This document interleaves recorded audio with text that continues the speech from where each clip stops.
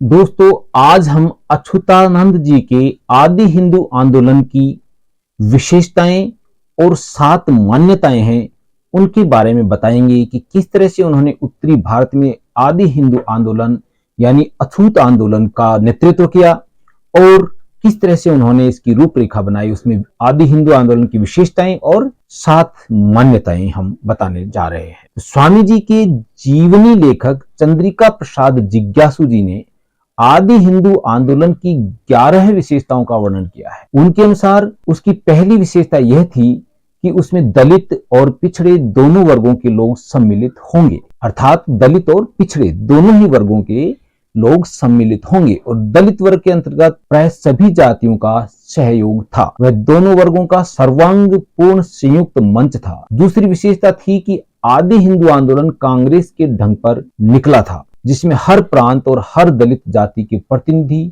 और दर्शक शामिल होते थे। तीसरी विशेषता खान पान की एकता थी।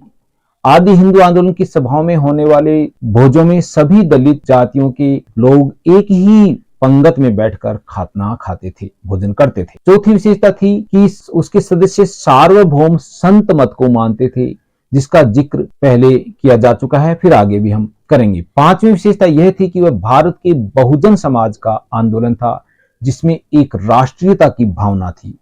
छठी विशेषता थी कि आदि हिंदू आंदोलन इस सिद्धांत पर आधारित था कि दलित पिछड़ी जातियों के लोग भारत के आदिवासी हैं, मूल निवासी हैं और आर्य हिंदू बाहर से आए हुए हमलावर लोग हैं। सातवीं विशेषता थी धर्मांतरण की भावना का अभाव, कि हम धर्मांतरण करने की हमें कोई जरूरत नहीं है। आदि हिंदू कहते हैं कि वह भारत की उस अपार संपत्ति, संस्कृति, धर्म और सभ्यता का स्वामी हो जाता है जो आर्यों के आने से पूर्व इस देश में विद्यमान थी। आठवीं विशेषता थी कि आदि हिंदू नाम में भारत की आदि सनातन मौलिक संस्कृति का दावा है, यानी हमारी मौलिक संस्कृति के हम आगे ले जाने वाले हैं। नवीं विशेषता थी कि आदि हिंदू आंदोलन भारतीय मौलिक समाजवाद तथा भारतीय समाज के शोषकों और सामाजिक विघ्नों के विरुद्ध क्रांति था। 10वीं विशेषता थी कि आदि हिंदू आंदोलन आत्मवादी था, जो ब्राह्मणों के रंग भेदी राम राज्य का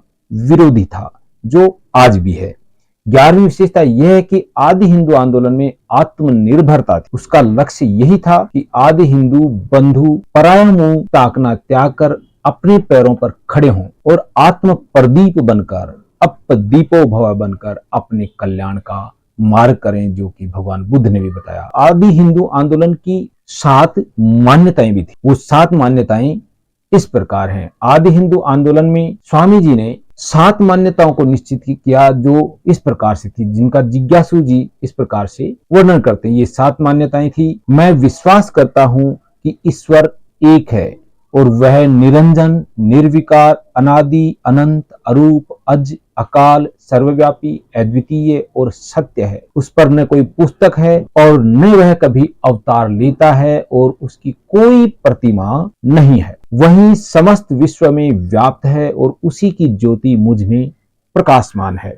उसी की अनुभूति और उपलब्ध करना मेरा कर्तव्य है। दूसरी विशेषता थी कि मैं विश्वास करता हूं कि मैं भारत का आदि निवासी होने के कारण आदि हिंदू और निसर्ग से भारत भूमि का स्वामी हूं, यानी प्रकृति से ही मैं भारत भूमि का स्वामी हूं। आर्य, हूण, शक, यवन, पारसी, ईसाई आदि सब बाहर से आकर बसे हैं। अतएव इनकी अपेक्षा अपनी तथा अपनी आदि भूमि भारत की उन्नति करने तथा यहाँ सत्य और न्याय का शासन स्थापित करने की जिम्मेदारी मुझ पर अधिक है। तीसरी मान्यता थी कि मैं विश्वास करता हूं कि संतों का धर्म ही भारत का आदि धर्म तथा मनुष्यत्व से पूर्ण होने का कारण मानव मात्र का कल्याणकारी धर्म है। शंकर, ऋषभदेव, महावीर, बुद्ध, कबीर, रैदास, दादू, नामदेव साहेब आदि भारतीय संतों के आत्म अनुभव ज्ञान ही से मेरा और संसार का कल्याण हो सकता है। मैं विश्वास करता हूं कि मनुष्य मात्र समान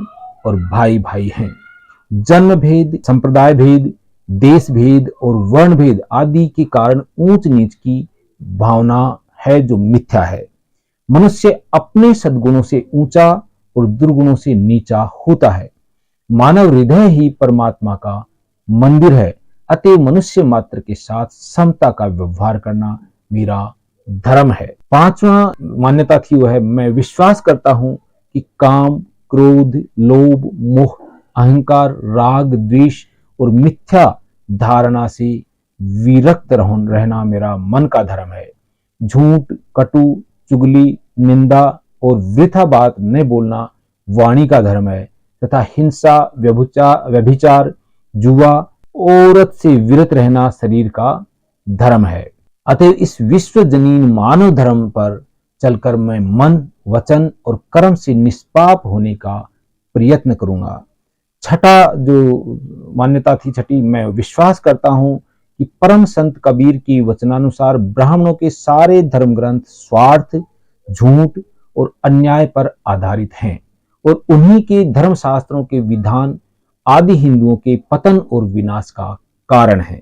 अतएव मैं प्रतिज्ञा करता हूं कि ब्राह्मणी देवताओं, ब्राह्मणी अवतारों और ब्राह्मणी कथा कहानियों को मिथ्या और विनाशकारी समझकर उनका पूर्ण परित्याग करूंगा और अपने जन्म, मुंडन, विवाह और मृतक आदि संस्कार ब्राह्मणी विधान या ब्राह्मणों के द्वारा कदापि नहीं कराऊंगा। यही प्रतिज्ञाएं बाबा साहब ने धर्म परिवर्तन के दौरान ली थी। सातवीं मान्यता है वो, मैं अपने पूर्वजों के उज्जवल चरित्र और आदिवंश गौरव का प्रकाश करने की चेष्टा करता रहूंगा। जातीय विधानों से उन पर ग्रंथ लिखवाने और उनके उत्सव मनाने तथा अपने आदि हिंदू बंधुओं की शैक्षिक, प्राविधिक, आर्थिक, सामाजिक, राजनीतिक, शारीरिक और मानसिक उन्नति करने में निरंतर प्रयत्नशील रहूंगा। कहना नहीं होगा कि आदि हिंदू के रूप में दलित वर्गों की इन 7 मान्यताओं ने उन्हें कबीर और रैदास साहब के न हिंदू न मुसलमान वादी निर्गुण संत धर्म से जोड़कर ब्राह्मणवाद के खिलाफ नए ज्ञानोदय से भर दिया था। पर ब्राह्मणों के प्रति कामिक संगठनों और कांग्रेस ने कुछ दुष्प्रचार और अधिकांश लोभ देकर उसके नेताओं को खरीदकर इस आंदोलन को तोड़ दिया। जैसा कि नंदिनी गुप्तू ने लिखा है, कांग्रेस और हिंदुओं द्वारा उन्हें हिंदू धर्म से जोड़ने के लिए शुरू किए गए अछूतोत्थान और सुधार के प्रयास भी अछूतों की आदि हिंदू के बजाय हिंदू पहचान बनाने में सफल रहे। क्रांति की तुलना में प्रतिक्रांति की धारा ज्यादा तीव्र होती है क्योंकि उसे शक्तिशाली शासक वर्ग चलाता है। 1933 में स्वामी अच्युतानंद जी की आकस्मिक मृत्यु भी इस आंदोलन के बिखरने का कारण बनी। तो इस तरह से अच्युतानंद जी बहुत ही सार्थक प्रयास कर रहे थे। उनके जाने के बाद फिर एक बार हो रहा है कार्य रुक गया। तो इसे आगे बढ़ाने के लिए काशीराम जी आए और बाबा साहब रहे, फिर काशीराम जी आए। अब आप और हमें क्या करना है, ये निर्णय हमें लेना है। तो आज के लिए इतना ही। आप खुश रहें और आगे बढ़ते रहें और इन कार्यक्रमों को देखते रहें। मैं हरि सिंह भूपेश आपसे निवेदन करता हूं कि अगर आपको ये वीडियो अच्छा लगा है तो इसे लाइक करें, शेयर करें, सब्सक्राइब करें और कमेंट दें। कमेंट अवश्य लिखें, नेगेटिव या पॉजिटिव। अगर कुछ बात गलत बोली गई है तो उसे भी बताएं ताकि हम इसे सुधार कर सकें। और अगर सब ठीक है तो आप हमारे उत्साहवर्धन के लिए, हौसला अफजाई के लिए ही कमेंट करें ताकि हम और अधिक उत्साह के साथ इस कार्य को अंजाम दे सकें और आप तक और बेहतर वीडियो हम और बेहतर सूचनाएं आप तक ला सकें। इसी के साथ फिर से एक बार आप सभी का बहुत बहुत साधुवाद, धन्यवाद। Thank you very much.